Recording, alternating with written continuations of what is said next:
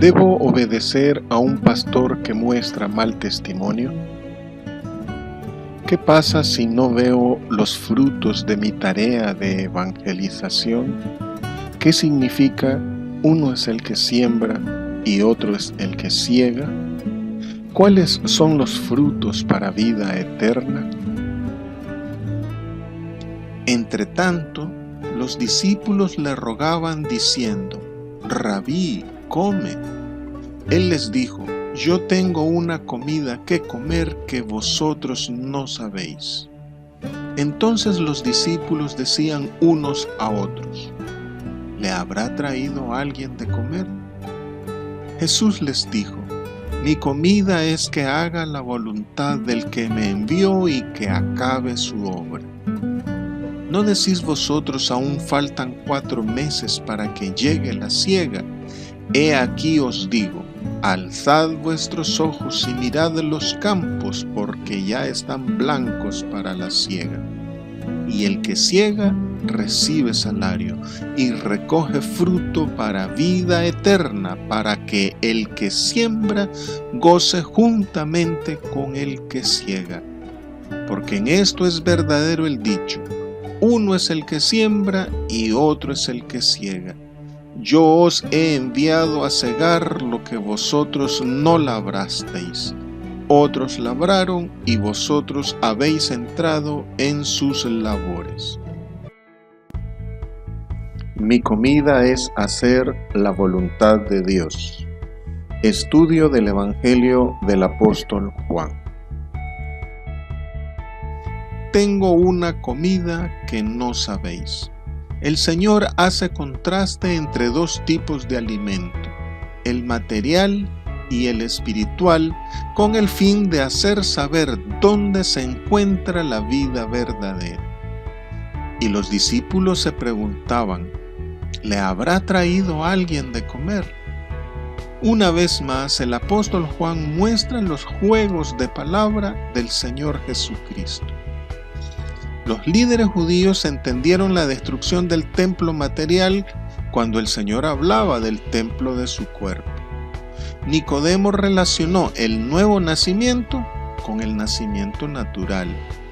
La samaritana creyó calmar su sed espiritual con cierto tipo de agua natural. Y ahora los discípulos están por considerar un tipo de comida material capaz de dar vida eterna. Los discípulos están por conocer sobre un alimento del que no sospechan nada: el cumplimiento de la voluntad de Dios. Mi comida es hacer su voluntad. En los evangelios sinópticos, sobre el hacer la voluntad del Padre, el Señor Jesús nos enseña que al orar hemos de rogar porque se haga la voluntad del Padre, aunque eso incluya la propia muerte. Que solo el que hace la voluntad del Padre entrará en el reino de los cielos. Que solo los que hacen la voluntad del Padre son sus hermanos y madre. Y que es necesario estar siempre en los negocios del Padre. Como hijo, el Señor Jesús está ligado total y absolutamente a la voluntad del Padre que le ha enviado, por lo que entre ambos existe una inquebrantable unidad de voluntad. Y aunque hijo, no se sintió autónomo, sino que, habiendo aprendido obediencia mediante sus padecimientos, está en total disponibilidad para hacer la voluntad del Padre. Como enviado, no hay mayor satisfacción para Jesús que llevar a cabo la misión recibida a plena satisfacción de su mandante, el Dios y Padre de todos. Al igual que se lo hizo saber también a Marta, aquí el Señor Jesús establece a sus discípulos que ejecutar la voluntad de Dios es tan imprescindible que debe anteponerse a las necesidades básicas diarias. El Señor dijo a la samaritana que el agua que sí sacia es la que salta para vida eterna. Ahora dice a sus discípulos que la comida que mejor alimenta es la obediencia a la voluntad de Dios Padre. Pero el Señor no está menospreciando nuestras necesidades inmediatas, ni nos está mandando a privarnos de ellas o ignorarlas. Pues Él mismo sintió sed y agradeció a la samaritana el agua que ésta le brindó. Solamente nos impulsa a ir más allá de nuestras necesidades básicas y aspirar a lo que Él nos ofrece. Desearlo, anhelarlo, necesitarlo, pedirlo, encontrando así el sentido de la vida. Por esto nos exhorta a trabajar por la comida que permanece para vida eterna. Y su palabra, la Biblia, es el mejor alimento.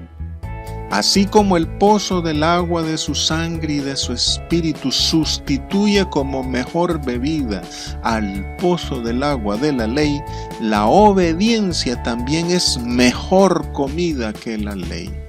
Especialmente cuando la ley se usa como excusa para una tradición o doctrina que impide la realización de la obra de Dios.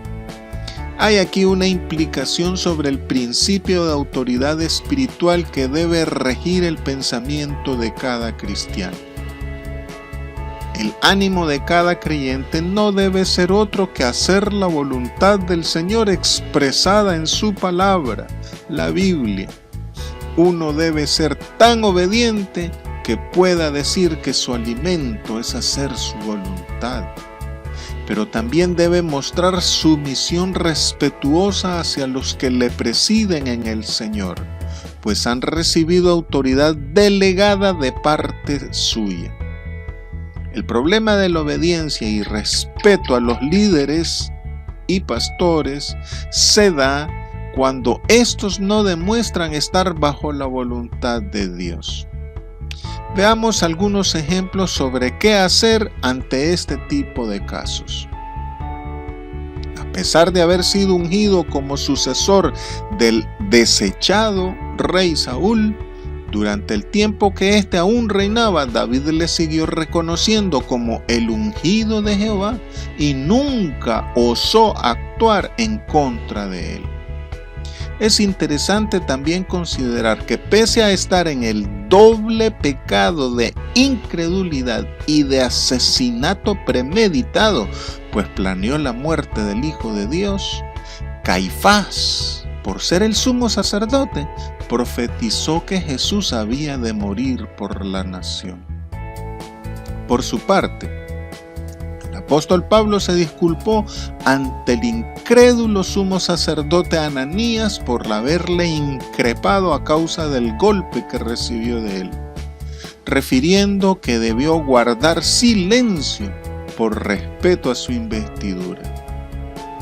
Y en el contexto de los que blasfeman y rechazan la autoridad, sorprende más que Miguel, el arcángel de Dios, no profirió juicio contra Satanás, sino que solo se limitó a decir: el Señor te reprenda. En estos ejemplos se denota que la rebeldía, la sublevación, el amotinamiento y las azonadas no caben en el reino de Dios, no son su voluntad.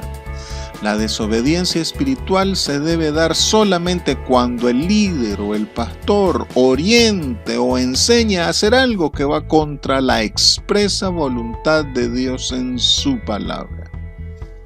De otra forma, aun cuando el testimonio del líder o del pastor deje mucho que desear, se debe obedecerle. La Biblia dice: en la cátedra de Moisés se sientan los escribas y los fariseos, así que todo lo que os digan que guardéis, guardadlo y hacedlo, pero no hagáis conforme a sus obras, porque dicen y no hacen. Es Dios quien debe entenderse personalmente con aquellos líderes o pastores que no están haciendo su voluntad, y a veces lo hace a través de sus profetas. Y que termine de hacer su obra.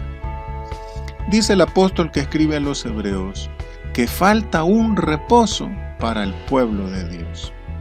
Con base en este pasaje, la obra del Padre que Jesús ha de acabar es que los que aún no han entrado en su reposo entren en él.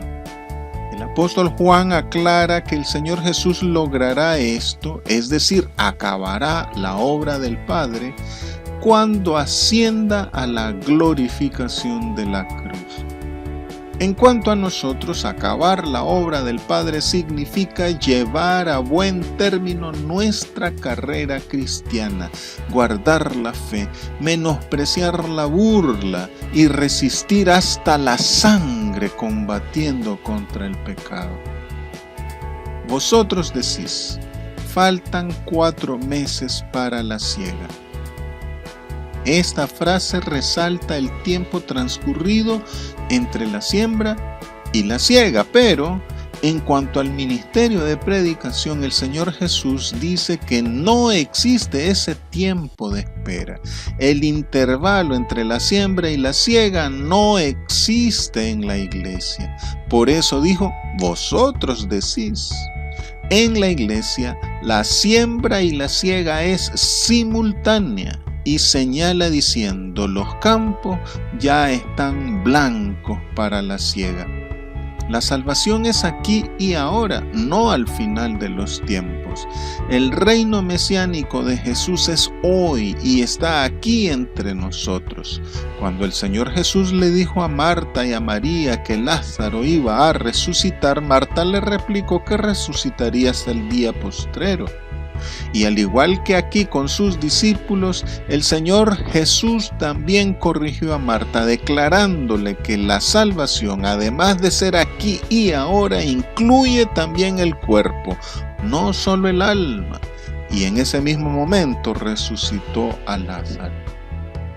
Los campos están blancos para la siega. Cuando la cebada está en su punto para ser cosechada, literalmente, el campo sembrado se torna en un color blanco. Pero el Señor Jesús no ha venido a sembrar, sino a cegar. Él ha venido a terminar la obra del Padre, lo que significa que la obra estaba más avanzada de lo que puede suponerse. Por esto también dijo que le era necesario pasar por Samaria, lo cual es un motivo de alegría, porque a diferencia de Jerusalén, Samaria dio señales de fecundidad para la predicación, y por esto Samaria pasó a ser la primicia del reino de Dios en Israel y en la tierra entera. En Samaria, el esposo encontró a su esposa. El Señor se compadeció de Lo Ruama, es decir, de la no compadecida, y a Lo Ammi, es decir, a la que no era su pueblo, le dijo, eres mi pueblo. Y el pueblo le contestó, tú eres mi Dios. Al renovar el estado de obediencia sobre la tierra, el Señor Jesús dio cumplimiento a la promesa por la obediencia, la del segador alcanzando al sembrador. Y por supuesto, este avivamiento requiere de más obreros para la mies. Salario y fruto para vida eterna. El apóstol Mateo expresa esto mismo al exhortar diciendo, haceos tesoros en el cielo. Hay quienes consideran que la vida eterna es el salario por el trabajo de predicación aquí en la tierra, pero el apóstol Pablo dice que la recompensa es adicional a la vida eterna. Explica el apóstol Pablo que todo lo que hagamos tendrá recompensa, excepto si hay pérdidas, pero con todo el creyente será salvo. Y el apóstol Juan dice que el galardón se obtendrá únicamente si las obras fueron hechas en Dios, es decir, en el nombre de Jesucristo y para la gloria de Dios Padre. Las obras que han de realizarse son las de Dios, pues el objetivo de nuestra actividad como creyentes en Cristo Jesús debe ser la manifestación de Dios en el hombre. Por esto, el fruto para vida eterna consiste en cosechar nuevas criaturas que han obtenido la vida eterna por su fe en Jesucristo. Los nuevos conversos son la siega para la cual el Señor nos ha elegido, por la que recibimos salario o recompensa. Ahora bien, la cosecha debe ser recogida en cada congregación para que cada nuevo creyente reciba el agua del Espíritu, practique el mutuo amor verdadero y forme parte del grupo de los que viven en medio de un mundo injusto, pero sin pertenecer a él. Esto significa que el fruto que cada creyente debe ofrecer al Señor no solo es en la evangelización, sino que también debe mostrar frutos de arrepentimiento y frutos de una vida que vive según Cristo y en el Espíritu de Dios. Finalmente, aquellos que no predican por amor, sino para la obtención de beneficios mezquinos, por competir contra otros o para promover discusiones y divisiones, no serán reconocidos por el Señor, sino como hacedores de maldad. El que siembra y el que ciega se gozan. El Padre es el labrador y el Señor Jesucristo ha venido a realizar la siega. Pero no solo ambos se gozan, sino todo el cielo, aun si fuese solo un pecador el que se arrepienta. La finalidad del Padre y del Hijo es la cosecha, por esto la alegría de ambos. El gozo en los cielos empieza desde que el Señor Jesús nos encuentra. El Señor nos trata como tesoro escondido y como una preciosa perla. Ante el Señor Jesús, todos somos dignos de su estima, más que cualquier cosa. ¿Cómo se ve? La alegría no se basa en la actividad particular de cada uno, sino en el resultado de la tarea colectiva. Abraham se alegró al ver el día del Señor. El Bautista se alegró por ser testigo presencial de ese día, y nosotros también debemos regocijarnos en el Señor al ser colaboradores en su tarea de siembra y cosecha. Al final, los ángeles de Dios serán los últimos segadores al levantar la cosecha definitiva.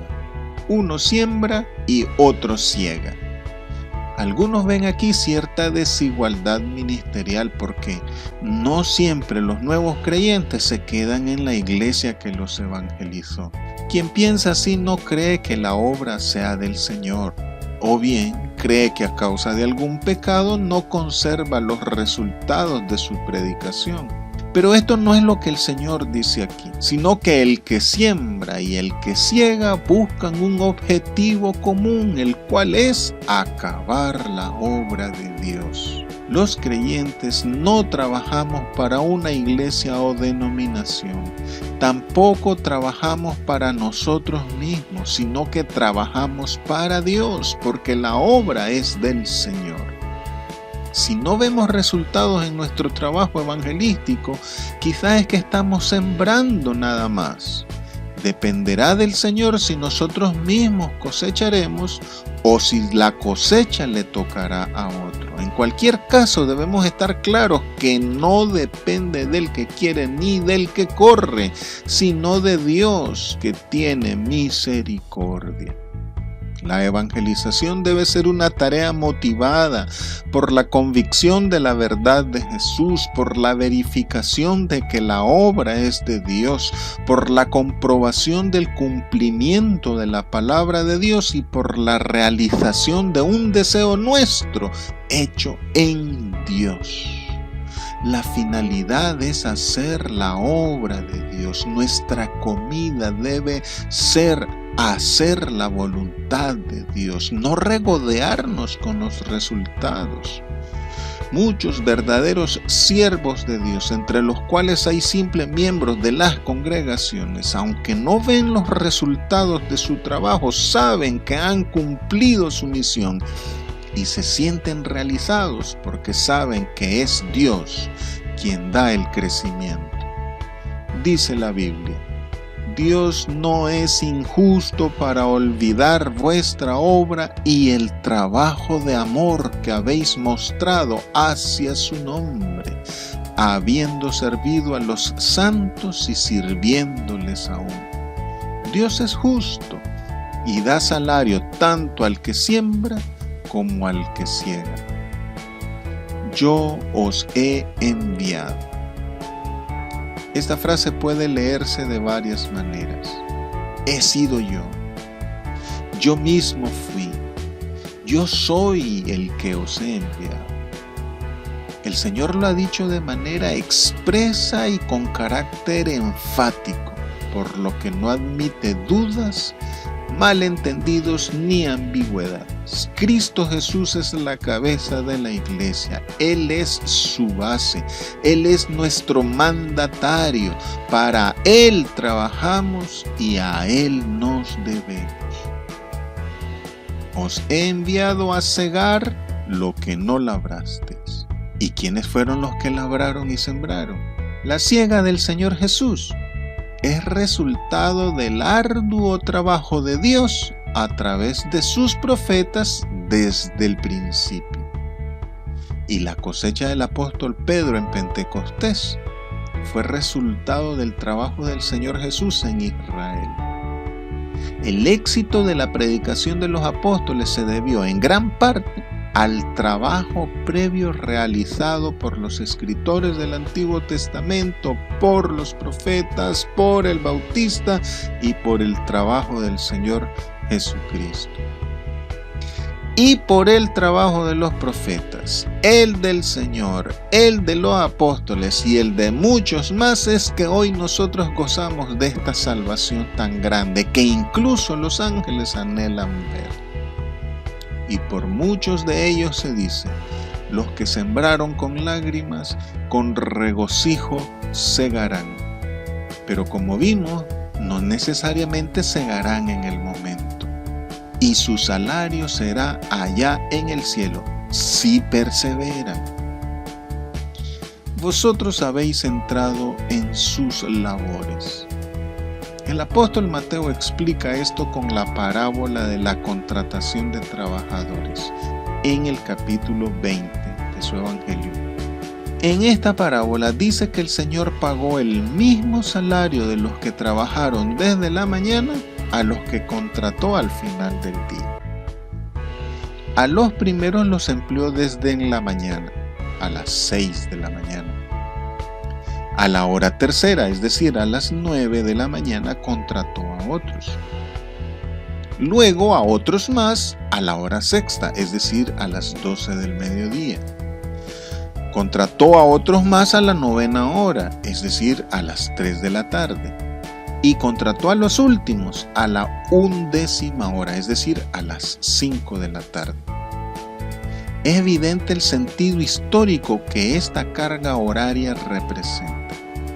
Si dividiéramos la historia humana en 5 periodos, sabríamos que en cada etapa el Señor envió sus siervos a dar a conocer su palabra y su voluntad. Y la iglesia es la que ha entrado en las labores del Señor a última hora, a la 11ª hora, ya al final de los tiempos. Y el salario para nosotros es el mismo que el Señor ha pagado a todos los que nos antecedieron. El apóstol que escribe a los hebreos termina de explicar diciendo que esto es así para que aquellos no sean perfeccionados aparte de nosotros.